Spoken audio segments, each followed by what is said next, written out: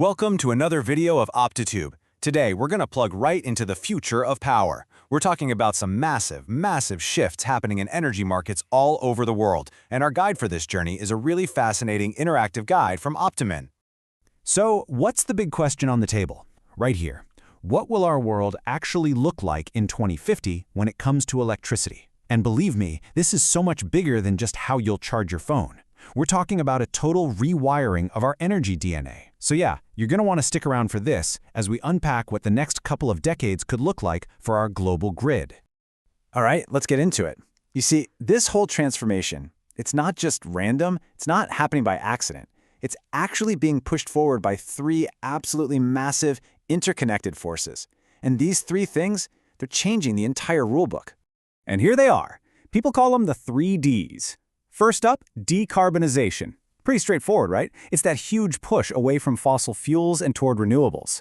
Then you've got decentralization. This is a cool one. Power isn't just coming from some giant power plant hundreds of miles away anymore. It's coming from local sources, maybe even your neighbor's solar panels. And finally, number 3 is digitalization. This is where things get really futuristic. We're talking AI and data turning our grid into this super smart, self-healing, self-optimizing system. Okay, so here's the thing. Those three forces, they can mix and match in a whole bunch of different ways. And depending on how they play out, we could end up in one of three very different futures. Three possible paths for our planet's grid. And the craziest part? The path we end up on? Well, that really comes down to the choices we're all making, like right now. So path number 1, let's call it business as usual. You can think of this as the slow lane.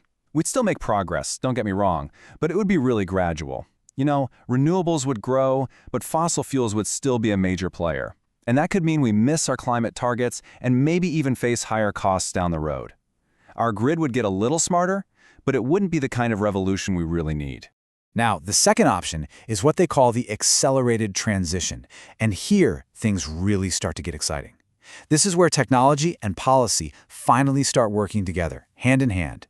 You'd see huge economic opportunities popping up in green technology. Renewables and digitalization would feed off each other in this awesome feedback loop. And with countries working together, the whole transition shifts into a much higher gear. We'd get way closer to our climate goals and a lot faster. And then there's scenario number 3, net zero 2050.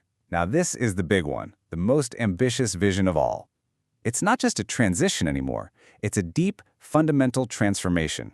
We're imagining a world where AI is optimizing the entire grid second by second, and where carbon-free power isn't just some far-off goal, it's just how things are.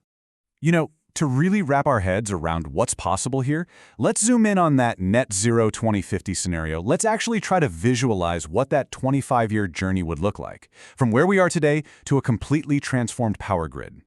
Okay, check this out. What's so cool about this isn't just the individual numbers, it's how they all dance together. Look at renewables. They absolutely skyrocket, going from about a quarter of our power to basically all of it, 95%.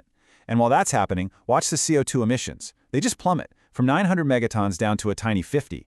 But here's the secret sauce, the real enabler. That digitalization index, it almost doubles. And that's what gives us the brains to actually manage this incredibly complex but super clean new grid. So you take all that progress and you can boil it down to one powerful number, the Global Transition Index. And in this net zero world, we'd hit a score of 94.7%. And that number, it's not just about megawatts, right? It's really a measure of how successful we were at building a system that's cleaner, way smarter, and a whole lot more resilient. All right, the data is impressive for sure, but what would it actually feel like to live in a world like that? Let's step away from the charts and numbers for a second and just imagine what this incredible market ecosystem would look like in our day-to-day lives. Just picture it, a world where the power grid isn't this invisible, silent thing in the background anymore. Instead, it's this living, breathing, intelligent network that's completely woven into the fabric of our society. It's responding, it's adapting, literally every single second of every day. So in this 2050, you'd have these AI engines that are basically like super intelligent air traffic controllers for electricity, balancing everything out instantly. And get this, you could sell the extra power from your solar panels directly to your neighbor over a secure blockchain market. It's like a totally transparent digital trading floor for energy. And this is where we see that huge shift. People aren't just consumers paying a bill anymore. They become prosumers, actively producing, storing, and even trading energy. There's this quote from the source guide that just nails it perfectly. It says, the markets of the future won't just clear energy, they'll clear intelligence, carbon, and trust. I mean, think about that. We're trading way more than just electrons. The whole new market is built on data, on knowing exactly what the carbon footprint of your energy is, and on the kind of trust you can only get from these transparent digital systems. But of course, a change this big doesn't just happen. You can have all the cool tech in the world, but it won't go anywhere without a new set of rules. You need smart policies that create the right incentives and give the market the stability it needs to really drive this thing forward. And these are the real engines of that change. I mean, how do you make clean energy the obvious financial choice? Well, you do it with things like carbon pricing. And how do you deal with the fact that the sun doesn't always shine and the wind doesn't always blow? You bring in mandates for energy storage, these huge battery systems. So these aren't just boring regulations. They're the actual levers we pull to speed up technology and build a stable, modern energy market. So if we've been talking about the 3 Ds getting us to 2050, the era after that is going to be all about the 3 Is. This is the next chapter. We're talking about full AI-driven intelligence, a complete integration where energy and data markets become one, and this seamless quantum-secure interoperability that lets grids all over the world talk to each other flawlessly.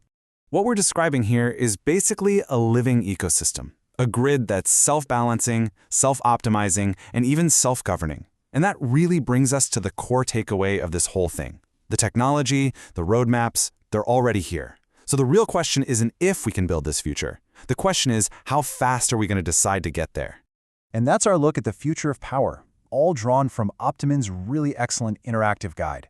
Now, if you are interested in energy market and power system modeling and updates and insights about the global energy market, let's follow the OptaTube YouTube channel. Thanks so much for tuning in.